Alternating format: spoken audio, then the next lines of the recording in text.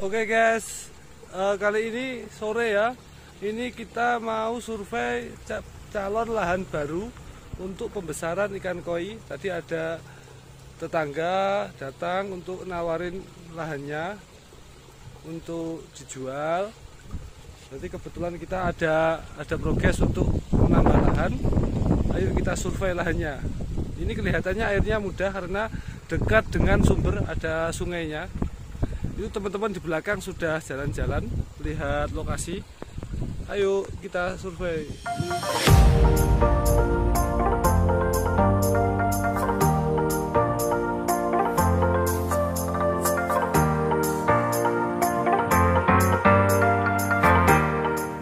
Dalam upaya untuk terus mengamankan stok, Duta Koi berupaya untuk terus berinvestasi di tanah untuk memperluas area stok di Duta Koi. Jadi ini peninjauan lahan untuk dijadikan kolam yang nantinya akan dijadikan salah satu sumber stok di penjualan Duta Koi. Jadi beginilah proses peninjauan lahan. Anginnya kencang karena ini di sawah. Jadi mungkin suaranya berisik ya. Tapi memang seperti inilah. Ini peninjauan lahan untuk nantinya dijadikan kolam.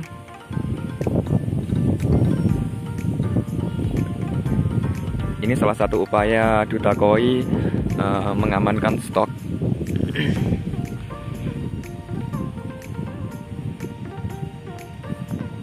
Itu busnya turun langsung meninjau lahan yang akan dijadikan kolam untuk mengamankan stok di Duta Koi. Busnya sampai turun tangan sendiri. Kita kan sedang survei lokasi baru untuk pembesaran koi, pembesaran ikan koi. Ini sawah, sawahnya ini sedang tanamannya adalah padi dan jagung. Ini luasnya yang ditawarkan ke kita 1,5 hektar. Itu milik satu orang, bisa disewa ataupun dibeli. Nah nanti kita masih dipertimbangkan. Pertimbangannya apa aja ya? Pertimbangannya karena kita itu usahanya di ikan koi, ya tentunya kami akan mempertimbangkan masalah yang pertama pengairan ya. Pengairan ya, harus ada sungai ya. Sumber sungai atau ini irigasinya, sungai kecil atau irigasi. Kita lihat ya, ini kebetulan sudah ada irigasinya. Sawah ini sudah ada irigasi yang lumayan lancar. Dan yang kedua pembuangan ya, pembuangannya juga di sungai juga. Dan yang ketiga kalau nggak ada sungai atau irigasi, kita bisa memanfaatkan pompa ya, pakai pompa listrik. Ini sebelah saya ini sudah ada kolam, tapi ini bukan milik kami, ini milik tetangga. Ini kebetulan sudah ada listriknya, jadi di sini bisa dipasang listrik meskipun di tengah sawah, bisa dipasang listrik untuk menyalakan pompa air. Jadi ikan koi tidak takut kehabisan air, tidak hanya mengandalkan air dari sungai. Karena kalau ketika pas musim kering, musim kemarau, air di sungai itu sedikit telat, stoknya menipis, tentunya membahayakan ikan koi lah. Maka dari itu alangkah baiknya meskipun ada irigasinya, kita juga jaga menggunakan listrik dengan pompa air. Terus kemudian yang dipertimbangkan lagi adalah keamanan ya. Kita tanya mungkin sekitar sini, di sekitar lokasi itu kira-kira bagaimana kondisinya, keamanan dari kehilangan atau keamanan dari hewan.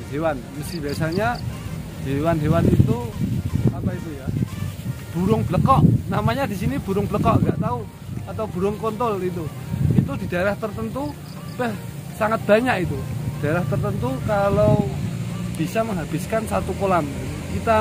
Kita menanam atau menaruh ikan koi 1000 ekor, dalam 2 minggu ikan koi tadi hilang. Ternyata setiap malam atau setiap sore dimakan oleh burung blekok itu, atau burung burung blekok, nggak tahu nama Indonesianya apa. Termasuk hama.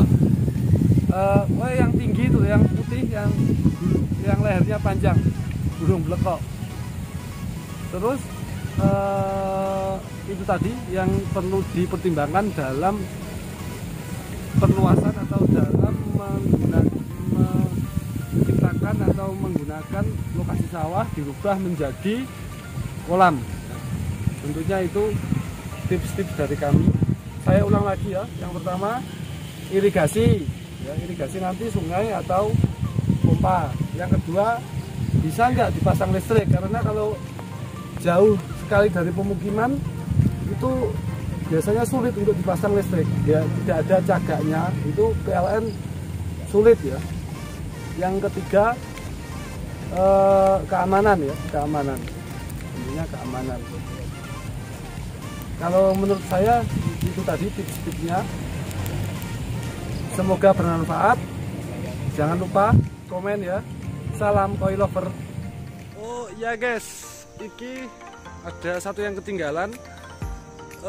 Jangan lupa kalau mau bikin kolam yang letaknya jauh dari rumah ya, dari rumah itu sebaiknya sebelum menyewa lahan atau membeli lahan, kita ada orang yang siap merawatnya.